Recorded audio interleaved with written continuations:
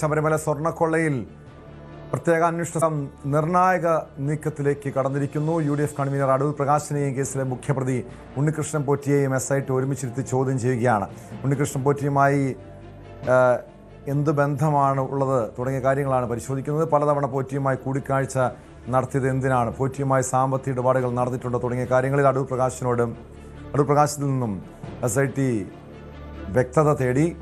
വിവരങ്ങളുമായി സാരംഗ് സുധാകരൻ ചേരുന്നു. സാരംഗ്, ഈ ചോദ്യം ചെയ്യലിന് ശേഷം പുറത്തിറങ്ങിയപ്പോൾ അടൂർ പ്രകാശ് പ്രതികരിച്ചത് എല്ലാ കാര്യങ്ങളും SITയുമായി പങ്കുവച്ചു. തൻ്റെ മറുപടിയിൽ വ്യക്തത വന്നിട്ടുണ്ടോ എന്ന് വിശദീകരിക്കേണ്ടത്, വ്യക്തമാക്കേണ്ടത് SIT എന്നാണ് അടൂർ പ്രകാശ് പറയുന്നത്. ഇന്നെന്താണ് സംഭവിച്ചത്? ചോദ്യം ചെയ്യലിന് എന്തെങ്കിലും വിശദാംശങ്ങൾ പുറത്തു വന്നിട്ടുണ്ടോ? ടോം, കഴിഞ്ഞ ദിവസമാണ് SIT അടൂർ പ്രകാശിനോടും ഒപ്പം ഉണ്ണികൃഷ്ണൻ പോറ്റിയോടും പ്രത്യേക അന്വേഷണ സംഘത്തിന് മുൻപാകെ ഹാജരാക്കാൻ വേണ്ടി നോട്ടീസ് നൽകിയത്. അതിൻ്റെ അടിസ്ഥാനത്തിലാണ് കാസർഗോഡ് ഉണ്ടായിരുന്ന അടൂർ പ്രകാശ് ഇന്ന് SIT അതായത് പോലീസ് ആസ്ഥാനത്തേക്ക് എത്തുകയും തുടർന്ന് 10 മണിയോടുകൂടി SIT ചോദ്യം ചെയ്യൽ നടപടികൾ ആരംഭിച്ചു എന്നാണ് മനസ്സിലാക്കാൻ കഴിയുന്നത്. ഏകദേശം 3 മണിക്കൂറോളം ചോദ്യം ചെയ്യൽ നടപടികൾ പുരോഗമിച്ചു. 1:15 കൂടിയാണ് അദ്ദേഹം പുറത്തേക്ക് ഇറങ്ങിയത്. അതായത് ഈ ഒരു ഉണ്ണികൃഷ്ണൻ പോറ്റിയുമായി ഒരുമിച്ചിരുത്തി ചോദ്യം ചെയ്യുമെന്നായിരുന്നു ആദ്യം ലഭിച്ച വിവരം. പക്ഷേ അടൂർ പ്രകാശ് പുറത്തിറങ്ങിയത് അങ്ങനെയല്ല, ചോദ്യം ചെയ്യൽ ഉണ്ണികൃഷ്ണൻ പോറ്റിയുമായി ഒരുമിച്ചിരുത്തിയല്ല നടത്തിയത് എന്നാണ് അടൂർ പ്രകാശ് പ്രതികരിച്ചത്. അതായത് ഈ ഒരു വിറ്റവരും വാങ്ങിയവരുമായി ഉള്ള ബന്ധം അതെന്താണ് എന്നാണ്, സംസ്ഥാനത്തിനകത്തും പുറത്തുമായി ഇവരുമായുള്ള ഈ ഒരു അടൂർ പ്രകാശിൻ്റെ ബന്ധം എന്താണ്, അതിനൊപ്പം തന്നെ ഇവരുമായി ഫോൺ സംഭാഷണം നടത്തിയിട്ടുണ്ട്, മറ്റ് ബന്ധങ്ങൾ സൂക്ഷിച്ചിട്ടുണ്ട്, അത് എത്തരത്തിലുള്ള കാര്യങ്ങളുമായി ബന്ധപ്പെട്ടതാണ്, ഈ ഒരു ശബരിമല സ്വർണ്ണക്കൊള്ളയുമായി ബന്ധപ്പെട്ട് ഇയാൾക്ക് ബന്ധമുണ്ടോ, ഒപ്പം തന്നെ ഗൂഢാലോചനയിൽ പങ്കാളികളായിട്ടുണ്ടോ എന്ന കാര്യത്തിലടക്കം SIT വ്യക്തത തേടാൻ വേണ്ടിയാണ് അദ്ദേഹത്തെ ചോദ്യം ചെയ്യാൻ വിളിപ്പിച്ചതെന്നാണ് മനസ്സിലാക്കുന്നത്. ഇതുമായി ബന്ധപ്പെട്ട വിവരങ്ങൾ, ഈ ഒരു അടൂർ പ്രകാശുമായി ബന്ധപ്പെട്ട വിവരങ്ങൾ നിലവിൽ SITയുടെ മുൻപാകെ ഉണ്ട്.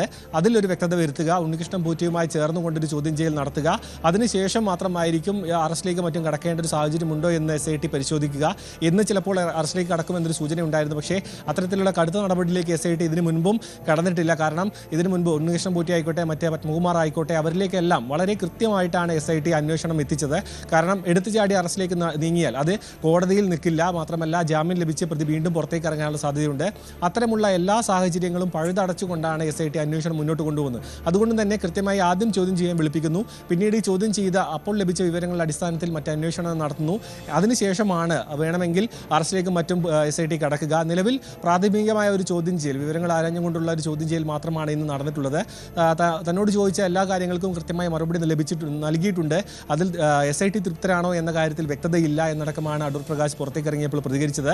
ഒപ്പം തന്നെ ഇനി വിളിപ്പിക്കുമോ, അതായത് ഇനിയും SITക്ക് മുൻപാകെ ഹാജരാകാൻ വേണ്ടി നിർദ്ദേശം നൽകിയിട്ടുണ്ടോ എന്ന കാര്യത്തിലും അദ്ദേഹം വ്യക്തത നൽകിയിട്ടില്ല. എന്ന് തന്നെയാണെങ്കിലും ഇത് SITയുടെ കൃത്യമായ ഒരു നടപടി എന്ന് തന്നെ വേണമെങ്കിൽ മനസ്സിലാക്കാം. അതേ സമയത്ത് തന്നെ KC വേണുഗോപാൽ അടക്കം പ്രതികരിച്ചത് ഇതൊരു തെരഞ്ഞെടുപ്പ് സ്റ്റണ്ടാണ്. കാരണം ഇനി അധികം ദിവസങ്ങൾ മാത്രമേ ബാക്കിയില്ല, ഈ ഒരു തെരഞ്ഞെടുപ്പിലേക്ക് അടുക്കാൻ വളരെ കുറഞ്ഞ ദിവസങ്ങൾ മാത്രമേ ബാക്കിയുള്ളൂ. അതിന് മുൻപുള്ള ഒരു ഇടതുപക്ഷത്തിൻ്റെ ഒരു നീക്കമായിട്ടാണ് ഇപ്പോൾ കോൺഗ്രസ് നേതൃത്വം ഇതിനെ കാണുന്നത്. പക്ഷേ SIT കൃത്യമായുള്ള നടപടിക്രമങ്ങളെല്ലാം പാലിച്ചുകൊണ്ട്, തീർച്ചയായും ആ ഒരു കോൺഗ്രസിന്റെ പ്രതിപക്ഷത്തിന്റെ ആരോപണം ഒരു പരിധിവരെ വസ്തുതയല്ലേ സാരംഗ്? കാരണം ഇവിടെ ദേവസ്വം ബോർഡിന്, സർക്കാരിന് വീഴ്ച സംഭവിച്ചിട്ടുണ്ടോ എന്നാണ് പ്രധാനമായും അറിയേണ്ടത്. കാരണം ദേവസ്വം ബോർഡിൻ്റെ പരിധിയിലുള്ള, അധികാര പരിധിയിലുള്ളൊരു സംഭവമാണ്. ഈ ഭരണസമിതിയിലുള്ളവരറിയാതെ എങ്ങനെ ഇതുപോലുള്ളൊരു തട്ടിപ്പ്, ഒരു സ്വർണ്ണക്കൊള്ള നടന്നുവെന്ന ആക്ഷേപമാണ് വരുന്നത്. കോൺഗ്രസിന്, അതായത് നിലവിൽ ഭരണവുമായി യാതൊരു ബന്ധവുമില്ലാത്ത ഒരു MP എന്ന, അതായത് ഉത്തരവാദിത്തപ്പെട്ട പദവിയിൽ തന്നെയാണ് അദ്ദേഹം ഉള്ളത്. ഒരു ജാഗ്രതക്കുറവുണ്ടായി എന്ന കാര്യത്തിൽ യാതൊരു സംശയവുമില്ല. കാരണം ഉണ്ണികൃഷ്ണൻ പോറ്റിയെ പോലെ ഒരു ക്രിമിനലിന്, ഒരു തട്ടിപ്പുകാരനുമായി എന്ത് ബന്ധമാണുള്ളത്? കാരണം സാമ്പത്തിക ഇടപാടുകൾ ഉണ്ടായിട്ടുണ്ടോ, മറ്റേതെങ്കിലും ഇരുവരും തമ്മിലുള്ള അടുപ്പം എന്താണ് തുടങ്ങിയ കാര്യങ്ങളൊക്കെ അറിയണം. പക്ഷേ എങ്കിൽ പോലും ഈ ശബരിമല സ്വർണ്ണക്കൊള്ളയിൽ എന്തിനാണ് അടൂർ പ്രകാശിനെ ചോദ്യം ചെയ്യുന്നത് എന്നാണ് കോൺഗ്രസ് ആരോപണം ഉന്നയിക്കുന്നത്. അതിന് പിന്നിൽ ഒരു രാഷ്ട്രീയ നീക്കമുണ്ട്, പ്രത്യേകിച്ചും തെരഞ്ഞെടുപ്പ് അടുത്ത പശ്ചാത്തലത്തിൽ.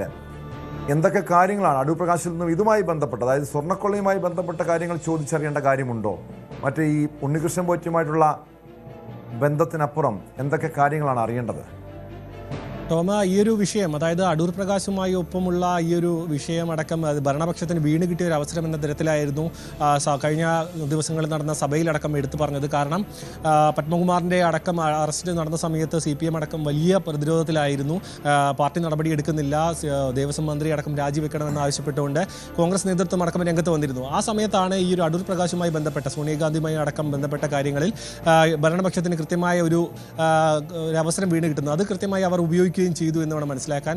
ഇത് അതായത് അടൂർ പ്രകാശുമായി ബന്ധപ്പെട്ട വിഷയം ഇത്രയും വൈകി ഒരു SIT കൃത്യമായി അത് ഉപയോഗിക്കുന്നു എന്ന് വേണമെങ്കിലും വിലയിരുത്താവുന്നതാണ്. കാരണം ഈ ഒരു തെരഞ്ഞെടുപ്പ് അടുത്തിരിക്കുന്ന സമയത്ത് അതുമായി ബന്ധപ്പെട്ട സ്ഥാനാർത്ഥി നിർണ്ണയം അടക്കമുള്ള ചർച്ചകൾ നടന്നുകൊണ്ടിരിക്കുന്ന സമയത്ത് കോൺഗ്രസിനെ കൂടുതൽ സമ്മർദ്ദത്തിലാക്കുക, ഈ ഒരു ശബരിമല സ്വർണ്ണക്കൊള്ള ഭരണപക്ഷത്തിൻ്റെ, അതായത് ഇടതുപക്ഷത്തിൻ്റെ മാത്രം ഒതുങ്ങി നിൽക്കുന്നതല്ല എന്നൊരു ചിത്രം ഉണ്ടാക്കുക എന്നത് ഇപ്പോൾ തെരഞ്ഞെടുപ്പുമായി ബന്ധപ്പെട്ട് നിൽക്കുന്ന സമയമായതുകൊണ്ട് തന്നെ അത് CPM-നെ സംബന്ധിച്ചിടത്തോളം വളരെ നിർണായകവുമാണ്. കാരണം തദ്ദേശ തെരഞ്ഞെടുപ്പിലടക്കം വലിയ തിരിച്ചടി നേരിട്ടത് ശബരിമല സ്വർണ്ണക്കൊള്ളയുമായി ബന്ധപ്പെട്ട വിഷയങ്ങളിലാണെന്ന് പാർട്ടി തന്നെ പഠനം നടത്തിക്കൊണ്ട് അത് സമ്മതിക്കുന്നുണ്ടായിരുന്നു. അതുകൊണ്ട് തന്നെ വരുന്ന നിയമസഭാ ഇലക്ഷനിലും അതിൻ്റെ ശക്തി, അതായത് ഈ ഒരു തിരിച്ചടിയുടെ ആക്കം കുറയ്ക്കുക എന്നതാണ് CPM-നെ സംബന്ധിച്ചിടത്തോളമുള്ള പ്രധാനപ്പെട്ട നീക്കം.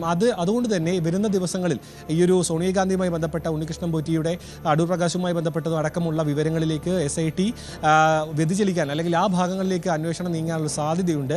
അതേസമയത്ത് തന്നെ കോൺഗ്രസ് ഉയർത്തുന്ന മറ്റൊരു വിഷയമാണ് മുഖ്യമന്ത്രിയുടെ ഓഫീസിൽ നിന്നും SITക്ക് മേൽ സമ്മർദ്ദമുണ്ട്. ആ സമ്മർദ്ദത്തിന് വഴങ്ങിയാണ് SIT ഇത്തരം കാര്യങ്ങളിലേക്ക് നീങ്ങുന്നത്.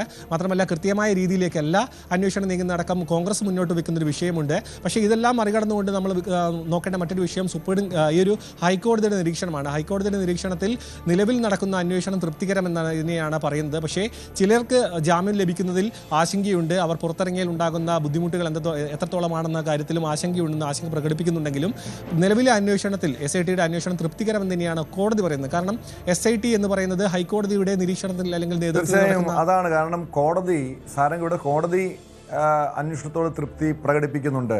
സ്വാഭാവികമായും ജാമ്യം ലഭിക്കാം. കാരണം 90 ദിവസത്തിനുള്ളിൽ കുറ്റപത്രം സമർപ്പിച്ചില്ലെങ്കിൽ അങ്ങനെ പെട്ടെന്ന് കുറ്റപത്രം സമർപ്പിക്കാൻ പറ്റുന്ന രീതിയിലുള്ള കേസല്ല, വളരെ സങ്കീർണമായിട്ടുള്ള കേസാണ്. അതിന് ചില നടപടിക്രമങ്ങൾ ഉണ്ട് എന്ന് കോടതിക്കും ബോധ്യമാണ്. പക്ഷേ ഈ കേസിലെ പ്രധാനപ്പെട്ട പ്രതികളടക്കം പുറത്തിറങ്ങുന്നത് അത് അന്വേഷണത്തെ ബാധിക്കില്ലേ? കേസിനെ വഴിതിരിച്ചുവിടാനും അട്ടിമറിക്കാനുള്ളൊക്കെ സാധ്യത ഉണ്ടാകില്ല. മാത്രമല്ല ഇവിടെ അടൂർ പ്രകാശിനെ ഇപ്പോൾ ചോദ്യം ചെയ്തിട്ടുണ്ട്. കടകംപള്ളി സുരേന്ദ്രനെ ചോദ്യം ചെയ്തത് രഹസ്യമായിട്ടാണ്. PS പ്രശാന്തും അതോടൊപ്പം കടകംപള്ളി സുരേന്ദ്രനും CPM ഉന്നതരൊക്കെ സംശയ നിഴലിലാണ്. അവരിലേക്ക് അന്വേഷണം എത്തേണ്ടതല്ലേ? വീണ്ടും ചോദ്യം ചെയ്യാനുള്ള സാധ്യതയുണ്ടോ? ഈ ഒരു കാര്യം തന്നെയാണ് ഭരണപക്ഷം അടക്കം ഉന്നയിക്കുന്നത്. കാരണം PS പ്രശാന്തിലേക്കും കടകംപള്ളി സുരേന്ദ്രനിലേക്ക് അടക്കം എത്തിയ സമയത്ത് അത് വളരെ രഹസ്യാത്മകമായിട്ടായിരുന്നു ആ നീക്കമുണ്ടായത്. അത് ചോദ്യം ചെയ്ത് കഴിഞ്ഞതിന് ശേഷം മാത്രമാണ് പുറം ലോകം അറിഞ്ഞതും മാധ്യമങ്ങളിലേക്ക് അടക്കം എത്തിയത്. അതുകൊണ്ട് തന്നെ ഈ ഒരു കോൺഗ്രസ് നേതൃത്വത്തിൻ്റെ, അതായത് അടൂർ പ്രകാശിലേക്ക് എത്തുന്നതും മറ്റ് അറസ്റ്റിലേക്ക് നീങ്ങുന്നതും പൊതുമധ്യത്തിൽ വളരെ വിശാലമായ രീതിയിൽ ചർച്ച ചെയ്യുന്നു. ആ കാര്യങ്ങൾ ജനങ്ങൾക്ക് മുൻപിലേക്ക് എത്തുന്നു. പക്ഷേ ഇത്തരം ഉന്നത നേതാക്കളിലേക്ക് എത്തുമ്പോൾ, അതായത് മുൻ ദേവസ്വം മന്ത്രിയിലേക്ക് അടക്കം എത്തുമ്പോൾ അത് എന്തുകൊണ്ട് ഇങ്ങനെ ചർച്ച ചെയ്യപ്പെടുന്നില്ല അല്ലെങ്കിൽ അതിനൊരു രഹസ്യ സ്വഭാവം സൂക്ഷിക്കുന്നു എന്ന കാര്യത്തിൽ ഇപ്പോഴും SIT ചോദ്യമുനയിൽ തന്നെയാണ്. പക്ഷേ അതിനപ്പുറത്തേക്ക് നോക്കുകയാണെന്നുണ്ടെങ്കിൽ, ഇതിന് വിശാലമായി നമ്മൾ നോക്കുകയാണെന്നുണ്ടെങ്കിൽ എല്ലാവരിലേക്കും അന്വേഷണം എത്തുന്നു എന്നത് തന്നെയാണ് വലിയ പ്രധാനപ്പെട്ട ഒരു കാര്യം. കാരണം ഈ ഒരു ആരോപണ വിധേയരായ കടകംപള്ളി സുരേന്ദ്രൻ ആയിക്കോട്ടെ, PS പ്രശാന്ത് ആയിക്കോട്ടെ, അവരുടെയൊക്കെ ചോദ്യം ചെയ്യലിലേക്ക് കടന്നിരിക്കുന്നു. അത് രഹസ്യാത്മകമാണെങ്കിൽ പോലും അതിൽ കൃത്യമായി SIT നിലപാടെടുത്തുകൊണ്ട് മുന്നോട്ട് പോകുന്നു എന്ന് തന്നെയാണ് മനസ്സിലാക്കാൻ കഴിയുന്നത്. പക്ഷേ ഇത് ഭരണപക്ഷമായിക്കോട്ടെ പ്രതിപക്ഷമായിക്കോട്ടെ രാഷ്ട്രീയമായി ഈ ഒരു വിഷയത്തെ കൃത്യമായി മുതലെടുക്കാൻ ഇരുപക്ഷങ്ങളും ശ്രമിക്കുന്നുണ്ട്. കാരണം ഭരണപക്ഷമാണെങ്കിൽ സോണിയാഗാന്ധിയുമായി ബന്ധപ്പെട്ട വിഷയങ്ങൾ ഉന്നയിക്കുന്നു, അതിന് കൃത്യമായി വിശദീകരണം നൽകാൻ കോൺഗ്രസ് നേതൃത്വത്തിന് കഴിയുന്നില്ല ഒരു വശമുണ്ട്. ഒപ്പം തന്നെ പ്രതിപക്ഷം ഉന്നയിക്കുന്ന പോലെയുള്ള ഉന്നതരായ പത്മകുമാർ അടക്കമുള്ള നേതാക്കൾ അറസ്റ്റിലായിട്ടും പാർട്ടി എന്തുകൊണ്ട് നടപടിയെടുക്കുന്നില്ല, ജനങ്ങളെ വഞ്ചിക്കുകയാണെന്നൊരു വിശദീകരണം പ്രതിപക്ഷത്തിൻ്റെ ഭാഗത്തുനിന്നുണ്ടാകുന്നു. അതിനും കൃത്യമായ മറുപടി ഭരണപക്ഷത്തിൻ്റെ ഭാഗത്തുനിന്നും ഉണ്ടാകുന്നില്ല. സ്വതന്ത്ര ഏജൻസിയാണ്, മാത്രമല്ല ഹൈക്കോടതിയുടെ കീഴിലുള്ളതാണ് അടക്കമുള്ള കോടതിയെ പിടിച്ചുകൊണ്ടാണ് ഇടതുപക്ഷം കൃത്യമായി ഇതിൽ നിലപാട് പറയുന്നത്. ആ സമയത്ത് കോൺഗ്രസ് ജനങ്ങളുടെ ഭാഗത്തു നിന്നും രീതിയിലുള്ള പ്രതികരണങ്ങളാണ് കോൺഗ്രസിന്റെ ഭാഗത്തുനിന്ന് ഉണ്ടാകുന്നത്. ഇതിൽ രണ്ടും പെടാത്ത രീതിയിലാണ് ഇപ്പോൾ പ്രത്യേക അന്വേഷണ സംഘത്തിന്റെ അന്വേഷണം മുന്നോട്ട് പോകുന്നത്. കാരണം കോടതി ഏതൊക്കെ രീതിയിൽ ഉന്നതരെ സംരക്ഷിക്കാൻ ശ്രമിച്ചാലും ഒരിക്കൽ സത്യം പുറത്തു വരും. പക്ഷേ ഇനി അറിയേണ്ടത് SITയുടെ തുടർ നീക്കങ്ങളാണ്. വിനീഷിലേക്ക് ഒരിക്കൽ കൂടി. വിനീഷ്, ഈ കുറ്റപത്രം ഇതുവരെയും സമർപ്പിക്കാത്തതാണ് പ്രതികൾക്ക് അനുകൂല സാഹചര്യം ഒരുങ്ങുന്നത്. അവർ വീണ്ടും ഈ ജയിലിന് പുറത്തേക്ക് ഇറങ്ങുന്ന, അതായത് ജാമ്യം കിട്ടുന്ന സാഹചര്യം ഉണ്ടാകുന്നത്. ഉടൻ ഇടക്കാല കുറ്റപത്രമെങ്കിലും സമർപ്പിക്കാനുള്ളൊരു നീക്കമുണ്ടാകുമോ, അതോ വിശദമായ അന്വേഷണം നടത്തിയ ശേഷം? പൂർണ്ണമായും തെളിവുകൾ കണ്ടെത്താൻ കഴിഞ്ഞിട്ടില്ല.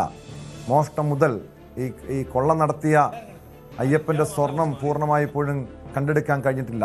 അത്തരം നീക്കങ്ങൾ ഉണ്ടായ ശേഷം മാത്രമായിരിക്കുമോ കുറ്റപത്രം സമർപ്പിക്കുക? എന്താണ് SITയുടെ ഭാഗത്തു നിന്ന് ഉണ്ടാകാൻ പോകുന്ന തുടർ നടപടികൾ?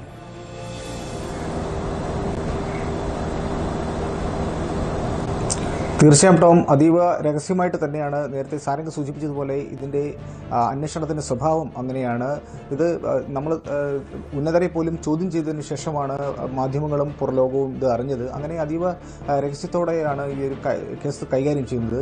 എന്തായാലും കോടതി SITയോട് വിശദീകരണം ചോദിച്ചപ്പോൾ കോടതി SIT കോടതിയോട് പറഞ്ഞത് ഇതിൻ്റെ ചില ശാസ്ത്രീയ തെളിവുകൾ കൂടി കണ്ടെത്തേണ്ടതായിട്ടുണ്ട്, അതിൻ്റെ ചില കാലതാമസങ്ങളുണ്ട്, അതുകൊണ്ടാണ് കുറ്റപത്രം വൈകുന്നത് എന്നുള്ളതാണ്. നമുക്കറിയാം, ഈ സ്വർണ്ണവുമായി ബന്ധപ്പെട്ട് ചില ശാസ്ത്രജ്ഞന്മാരുടെ ചില നിർണ്ണയങ്ങളും അതുമായി ബന്ധപ്പെട്ടുള്ള ചില രേഖകൾ, ശാസ്ത്രീയ തെളിവുകൾ അത് വളരെ നിർണായകമാണ്. അത് ഹാജരാക്കാനുള്ള ചില താമസങ്ങളുണ്ട്.